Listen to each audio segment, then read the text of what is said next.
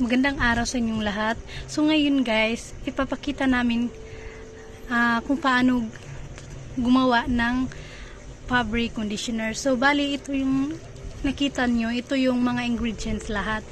Ito yung antibac, preservative, anti-foam, tsaka ito, coloring to, tsaka itong napili kong scent is Sunrise. At ito yung fab gel natin. So at simulan na natin ang paggawa.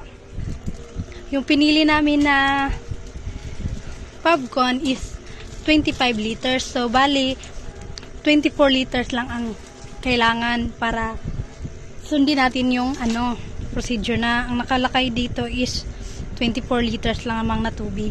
So, bali yung 20 liters is nasa tab na, tsaka ito, pinapakuluan namin to para sa ating Fab gel para madaling matunaw. Ngayon, sisimula ng paglalagay. Tsaka, pag naglalagay kayo guys, dandahang ilagay, tsaka dahan-dahan din nilulusaw guys. Ganito, one direction lang ang natin guys. Para maligamgam ginamit namin dito guys. Para madaling matunaw yung Fab gel.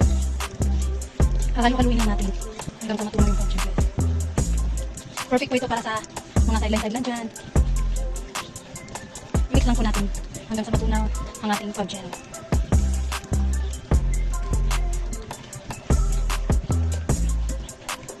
And guys, umuti na siya. Parang condense. Perfect ito pang negosyo guys.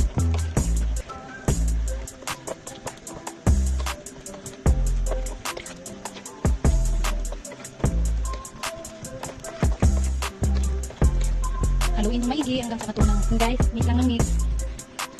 Tsaka pisilin natin yung Fab gel para sakto-sakto yung ha?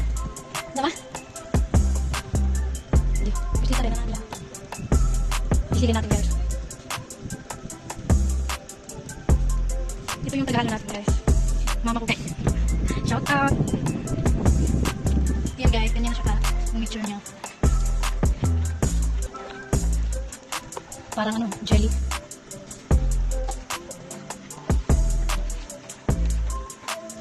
Mixture lang guys. Tapos ito yung 50 liters na gagamitin namin.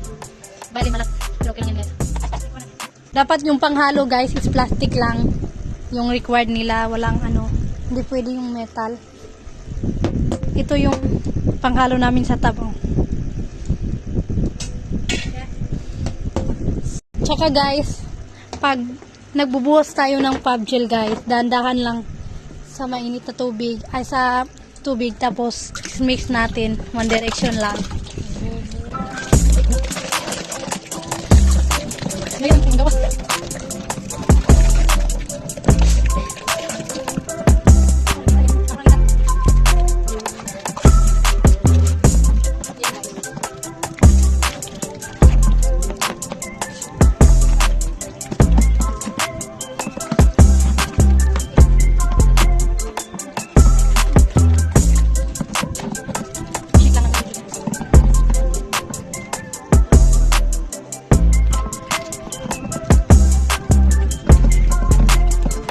Pagkatapos na malusaw yung Fab gel, ay isusunod natin yung tinatawag na idta.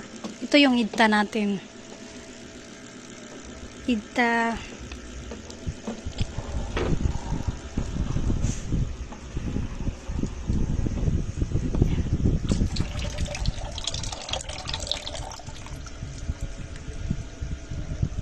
Shake. Pagkatapos naman ay itong preservative. Preservative is para pang preserve, para hindi madaling para hindi siya ma-expire.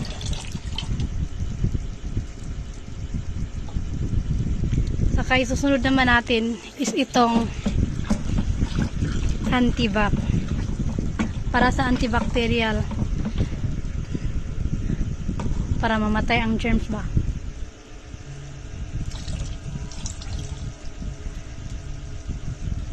Yan. Perfect na perfect to guys sa mga magninegosyo dyan. Saka isusunod naman natin yung anti-foam guys.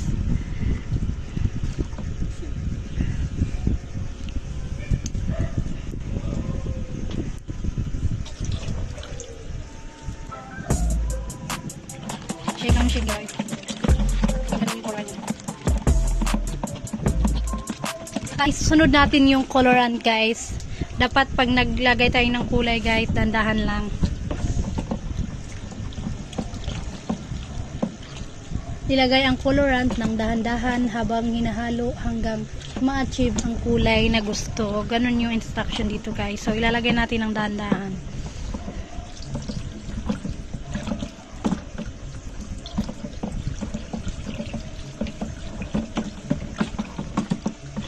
May downy na tayo. Sweet.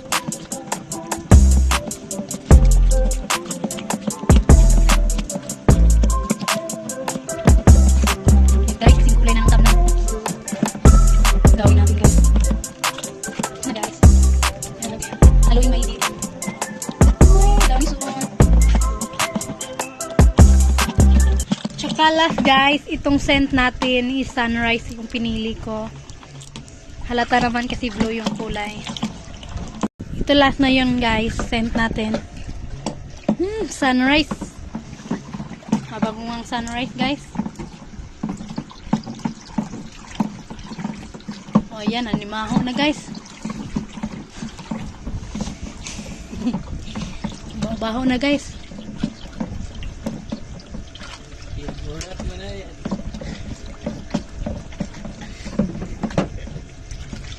Mamangha kayo sa baho guys.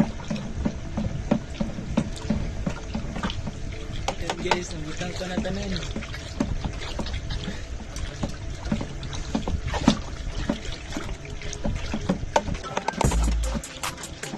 Empty bottle siya ngayon guys. Na.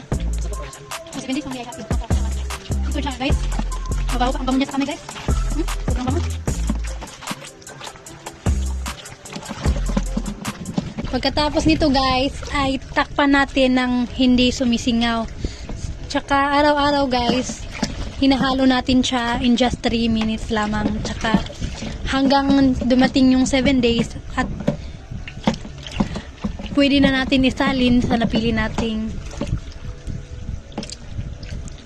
packaging guys. Yung plastic bottle guys, yung empty. Thank you for watching.